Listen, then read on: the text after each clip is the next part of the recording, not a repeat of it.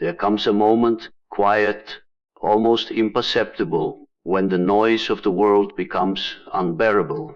The chatter of opinions, the endless comparisons, the hollow applause, all of it starts to rot the edges of your soul.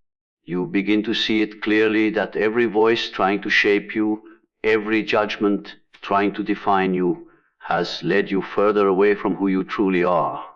And in that terrible clarity, realization dawns. The most sacred act of rebellion is not to speak louder, but to turn inward, to withdraw your energy from the chaos and redirect it toward the only thing that truly matters, yourself. Because in silence, the masks fall away. In silence, you meet the stranger within, the one you've ignored, the one who holds your strength, your purpose, your peace. And once you see that, once you truly see, you'll never waste another breath explaining yourself to a world that never listened. There comes a point in every life when the world's noise becomes too loud to bear, when every word, every opinion, every demand feels like 1,000 invisible hands pulling you apart. You try to keep up, to fit in, to be seen, yet with every effort you drift further from yourself. And one day, in the middle of all that chaos, you realize something unsettling. You have no idea who you are without the noise. You've become an echo of everything around you. In that realization lies your turning point. The moment you begin to withdraw, not out of bitterness, not out of defeat, but out of the sacred need to breathe your own air again. Silence, once feared, becomes a sanctuary. You start to step back from the noise of validation, the endless performance for acceptance, and in that retreat, something extraordinary begins to happen. The voices that used to define you start to fade, and in their absence, another voice begins to rise, your own. At first, it feels unfamiliar, even uncomfortable. You've been trained to live outside yourself, to measure your worth through reflection, through likes, approval, praise. So when you finally stand alone, when the noise dies and it's just you and your thoughts, it feels like standing in a vast empty field. But stay there. Endure the silence, because it is there, in that haunting stillness, that you begin to meet the person who has been waiting beneath all your masks. That silence strips you of illusion. It removes the performances, the borrowed opinions, the need to impress. It forces you to face the rawness of who you are, your fears, your insecurities, your quiet brilliance. It is uncomfortable because truth often is. But this discomfort is not your enemy, it is your guide. Every uneasy moment of solitude is a step closer to the core of your being. The self you find there doesn't crave approval, it craves peace. It doesn't chase after noise, it listens, it observes. It begins to move with clarity instead of confusion. The world will not understand your withdrawal. They will call it isolation, arrogance, indifference. They won't see that your silence is not emptiness, it is power gathering. It is strength maturing beneath the surface. You will learn that you don't have to respond to everything. You don't have to explain your stillness to those who are addicted to noise. You owe no performance to a world that cannot sit quietly with itself, that in silence. You start to notice things you once overlooked, the texture of your own thoughts, the subtle rhythm of your emotions, the quiet wisdom that comes when you no longer rush to fill the void. You begin to understand silence isn't the absence of sound, it is the presence of awareness. It sharpens your intuition, it refines your perception, and it teaches you the sacred art of restraint, to act only when it aligns with your truth, to speak only when it carries weight. And so you stay silent, not because you have nothing to say, but because you finally realized that not every truth deserves an audience, and not every moment deserves noise. You withdraw not to disappear, but to reappear whole, undivided, and unshakably yourself, because the world's chaos can only distract you for so long. Eventually, every soul must return home to its own quiet center and meet the person it was always meant to become. There comes a moment after the silence when something within you stirs, faint at first, like an ember flickering in the dark. It's the quiet pull of your own attention turning inward, the beginning of mastery. For too long, you've poured your energy into everything outside yourself, the endless chase for recognition, the constant measuring against others, the desperate need to prove that you're enough. But when the noise fades and your awareness turns inward, you begin to see how much of your strength has been wasted trying to control what was never yours to control. Focus, real focus, is not about working harder or pushing louder. It's about reclaiming what belongs to you. It's about drawing back the energy you've scattered into 1,000 directions and channeling it into one yourself. It's a redirection of power, a gathering of your spirit from every place it was carelessly left. And in that gathering, something remarkable begins to happen. You start to see that the world outside you is only a reflection of the world within you. If your mind is scattered, your life will be chaotic. If your mind is calm, your path begins to clear. The moment you turn your focus inward, the game changes. You begin to sense the subtle mechanics of your own being, how thoughts shape emotion, how emotion drives behavior, how every reaction is a mirror of your inner condition. You start to understand that what you thought were external obstacles were often reflections of your internal disarray. You realize that peace, clarity, confidence, they were never lost, only buried beneath layers of noise you kept mistaking for life. This kind of focus is not comfortable. It demands honesty, a rare, ruthless honesty that exposes your habits, your distractions, your fears. It asks you to stop blaming circumstances and start confronting the ways you've betrayed your own potential. But this confrontation is liberation, because once you stop running from yourself, you stop running altogether. You begin to move with purpose instead of panic, with intention instead of impulse. When your focus belongs to you, so does your time. You begin to notice how often the world tries to steal it through comparison, through anxiety, through the subtle seduction of distraction. But now you no longer give it away freely. You become selective with your attention, careful with your energy. You learn to walk away from anything that doesn't feed your growth. You understand that not everything deserves your reaction, and not everyone deserves your presence. As your focus deepens, silence becomes your ally. You start to build an inner stillness that nothing external can disturb. You listen more, not to the world, but to your intuition. You begin to act, not react. Every decision becomes deliberate, every word measured. You discover the quiet confidence of someone who knows where their energy belongs.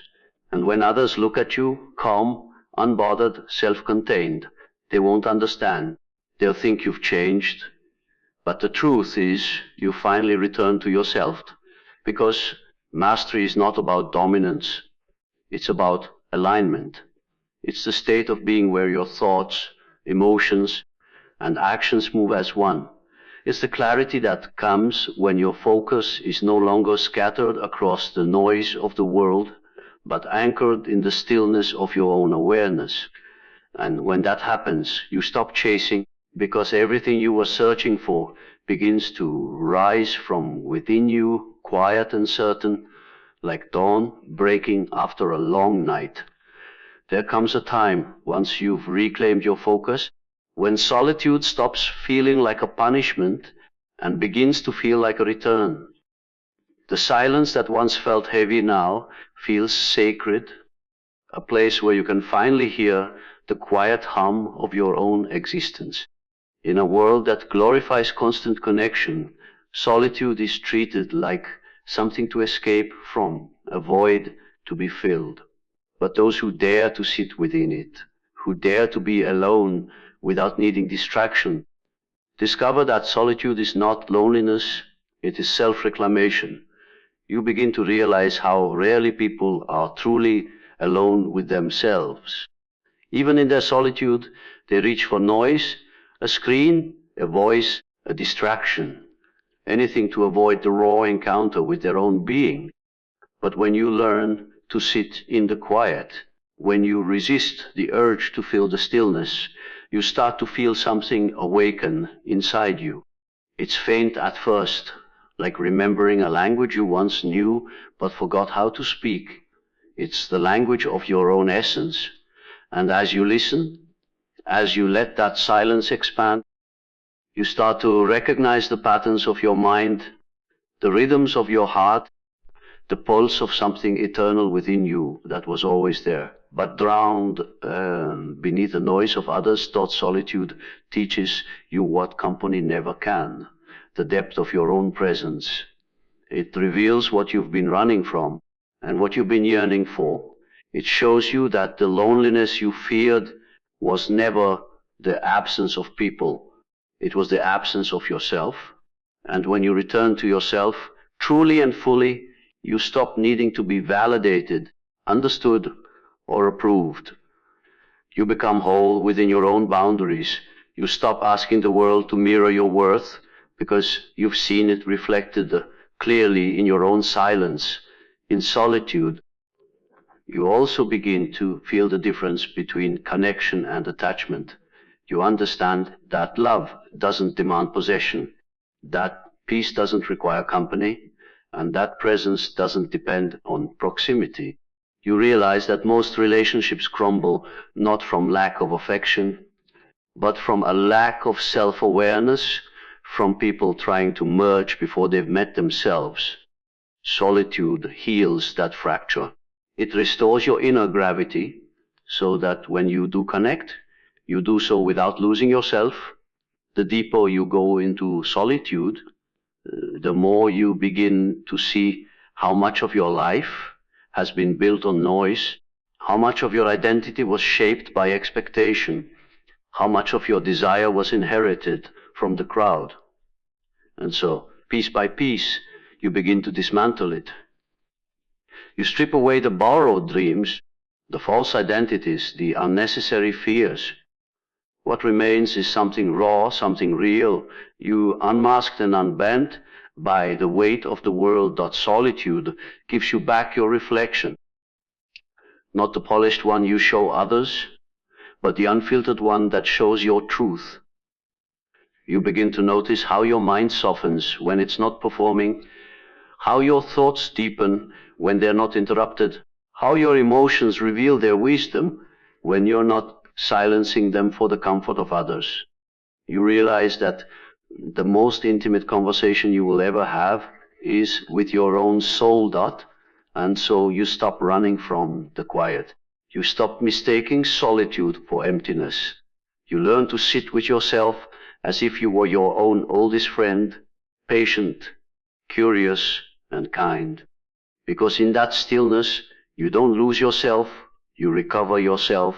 You remember what it feels like to belong entirely to your own being, to stand firmly in your own presence, and to finally feel at home within your own silence.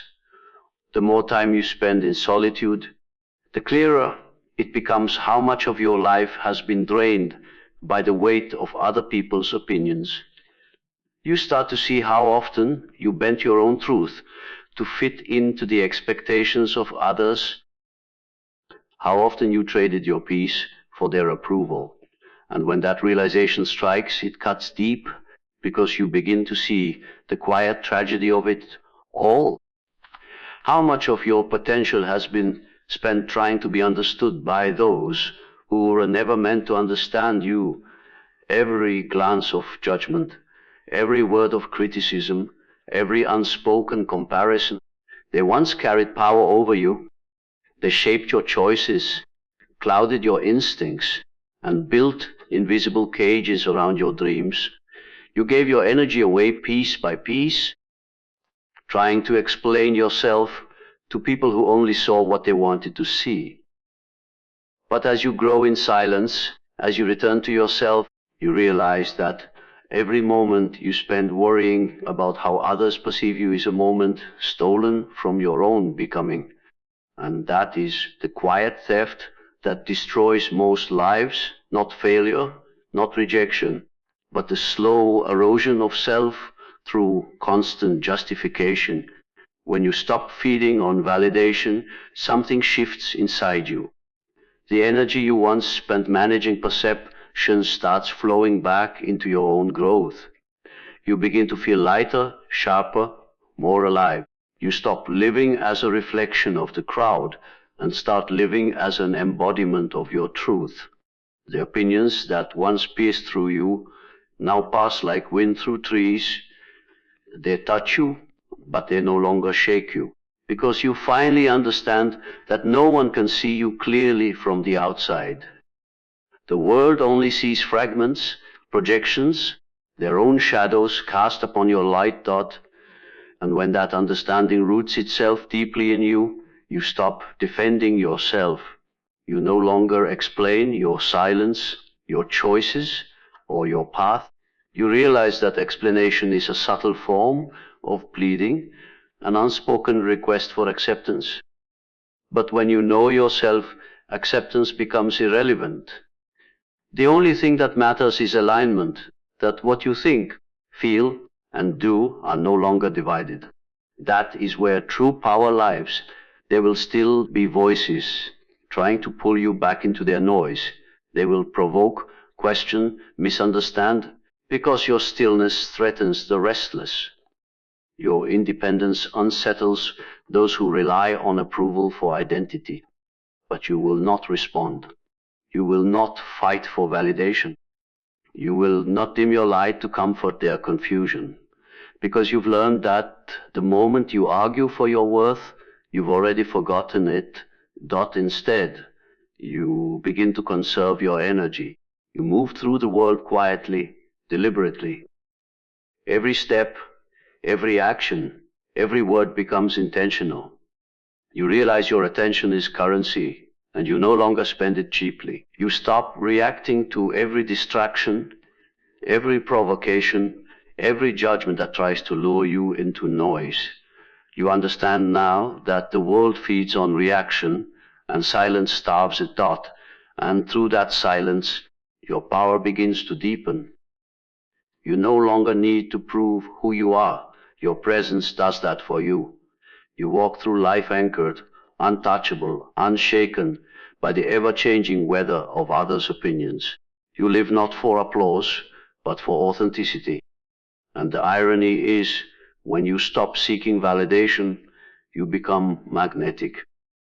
Because people can feel the strength of someone who no longer needs to be seen, someone who has finally become whole within themselves. There comes a moment after you've detached from the weight of others' opinions, when the silence inside you begins to transform. What once felt empty now feels alive, like a still lake that reflects everything with perfect clarity. You begin to sense a quiet force rising within you, a power that doesn't shout or demand, but simply is, and you realize something profound. Stillness is not weakness. It is the forge where identity takes shape. In stillness, your chaos starts to settle. All the scattered pieces of who you thought you were, the roles, the expectations, the noise begin to fall away. What remains is pure awareness, untouched by fear or pretense. It's here, in this sacred quiet, that you start to see what you're made of. You begin to feel your strength, not as noise or action, but as presence, the unshakable certainty of someone who no longer needs to prove themselves. Most people fear stillness because it reveals the truth. It shows them where they've been pretending, where they've been hiding, where they've been living out stories that don't belong to them. But if you can endure that exposure, if you can sit with the discomfort of seeing yourself without disguise, something magnificent happens. You begin to forge your identity in the fire of self-awareness. Not the identity others wrote for you, but the one born from your own silence, your own experience, your own truth. Stillness is where your real power gathers. While the world exhausts itself in noise and motion, you build something deeper, control over your emotions, mastery over your impulses, clarity over your direction. You stop reacting to life and start creating it. You realize that rushing is not strength, that loudness is not confidence, and that motion without purpose is just escape. In stillness, your movements become rare but deliberate, your words few but weighted, your choices slower but sure. You begin to notice that stillness changes how you see time. The world teaches you to chase, to move faster, achieve more, keep running. But in stillness, you learn that growth has its own rhythm. It doesn't shout, it doesn't rush. It unfolds quietly, like dawn breaking across the sky. You understand that becoming yourself is not an act of speed, but of patience. You don't force transformation, you allow it. You let the silence shape you slowly, carving away everything false, until only what's real remains. And as your stillness deepens, so does your strength. You stop mistaking movement for progress and noise for importance. You begin to see that true power is not the storm, it's the calm that remains after the storm has passed. The kind of calm that can't be broken by circumstance, that doesn't depend on others, that remains steady no matter what the world throws at you. It's the calm of someone who knows who they are and no longer needs to prove a dot. In this quiet strength, life begins to mirror you differently. Opportunities flow toward you, not because you chase them, but because your stillness draws them in. People feel your energy before you speak, the quiet gravity of someone unshaken by chaos. You start to live from a center so deep that nothing external can touch it. And so you stay still, not because you've given up on movement, but because you've learned the secret that all meaningful motion begins from silence.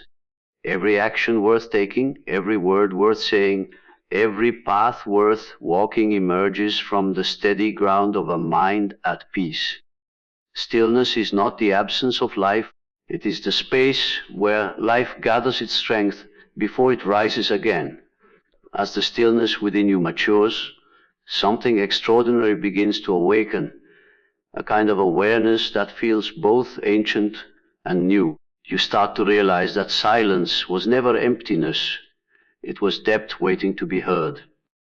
And in that depth, a strange transformation takes place. You begin to hear what others never can. Not through sound, but through presence. Not through words, but through perception. The world moves fast. Everyone talking, everyone shouting, everyone desperate to be seen. But in that noise, no one truly listens. People speak not to communicate, but to fill the air, to avoid the discomfort of their own quiet. Yet you, in your stillness, in your silence, begin to perceive things differently. You start to notice the spaces between words, the truth hidden behind tones, the emotions trembling beneath every conversation. You begin to listen not just with your ears, but with your entire being. This kind of listening changes you. It teaches you that silence has a language of its own, one far more revealing than speech. You hear the unspoken fears behind confidence, the loneliness behind laughter, the uncertainty behind control. You begin to sense what people truly mean, not what they pretend to say. And as you do, you grow more compassionate, yet more detached. You understand that most people's noise is just their pain, trying to make sense of itself.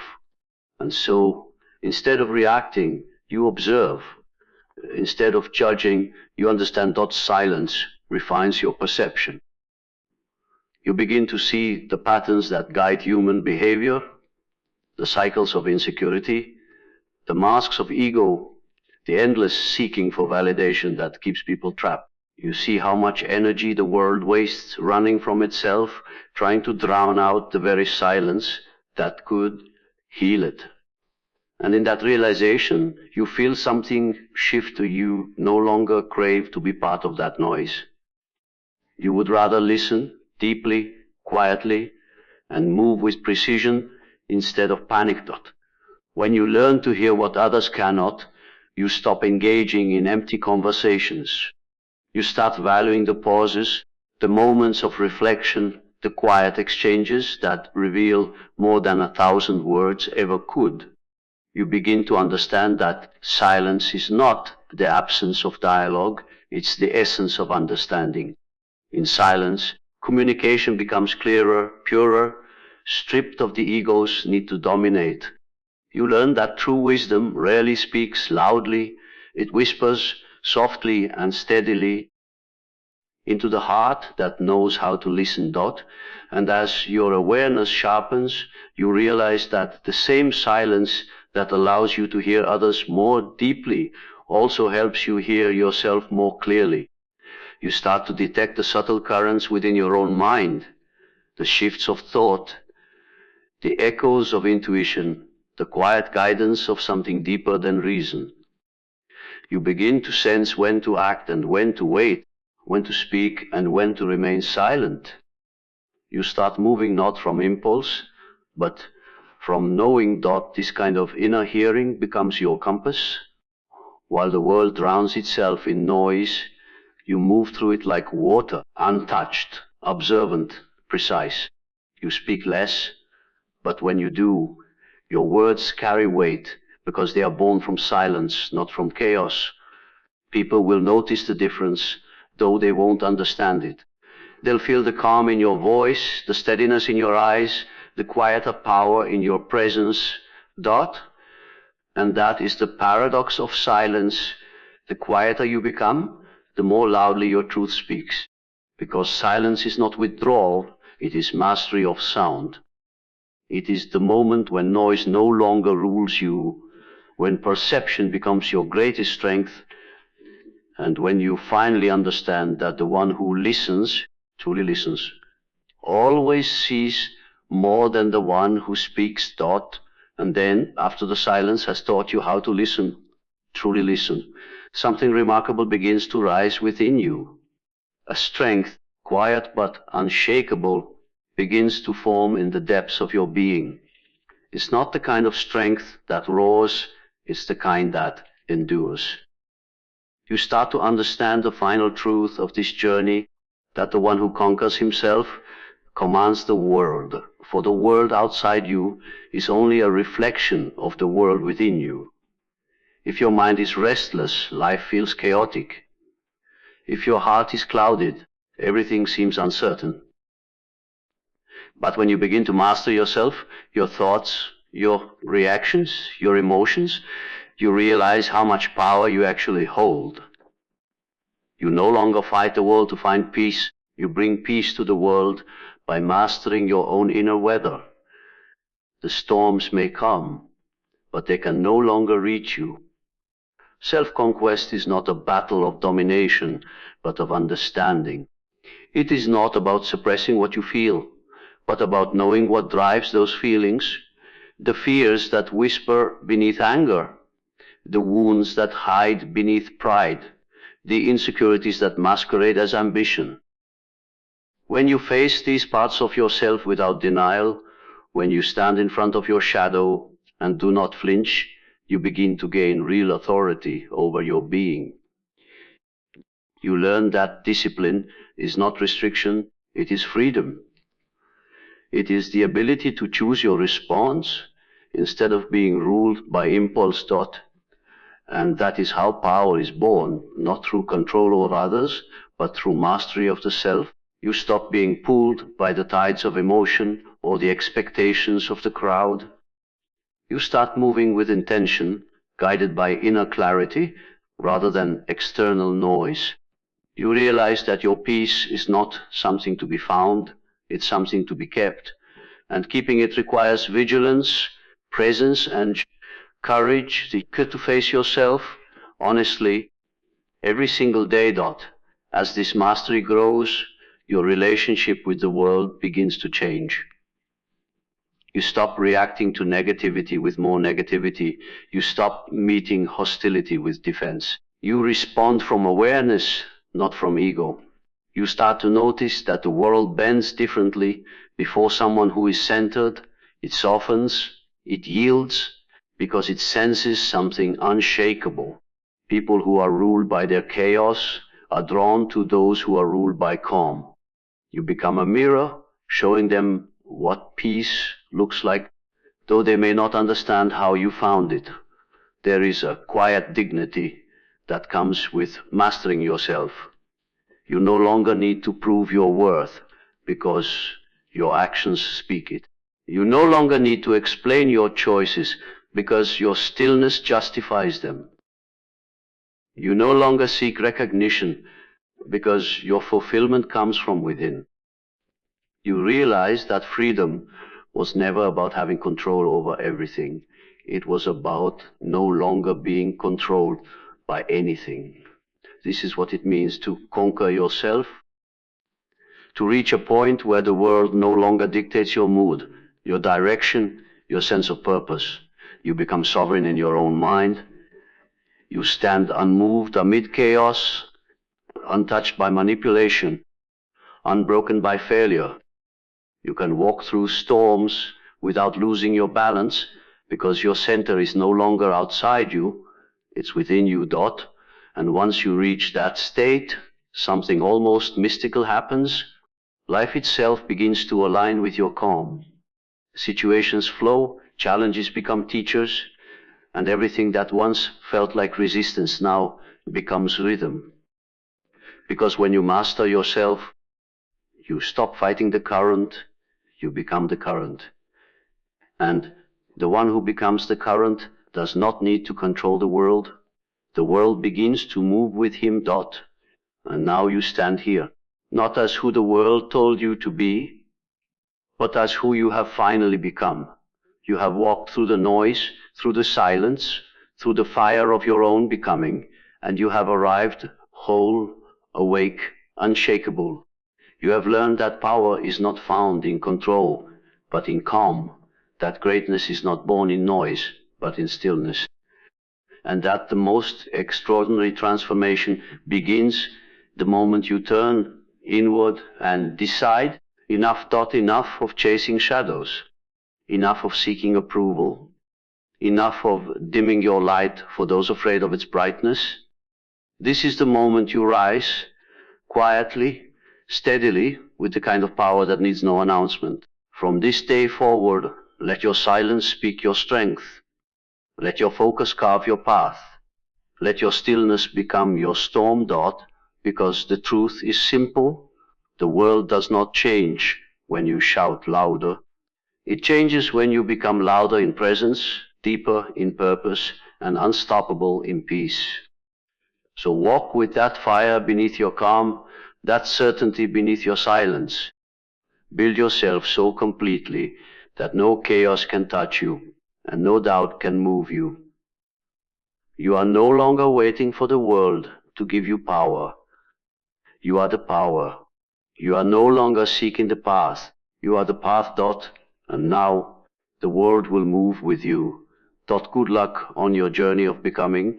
May your silence be your strength, your focus your freedom, and your presence your legacy. Thank you.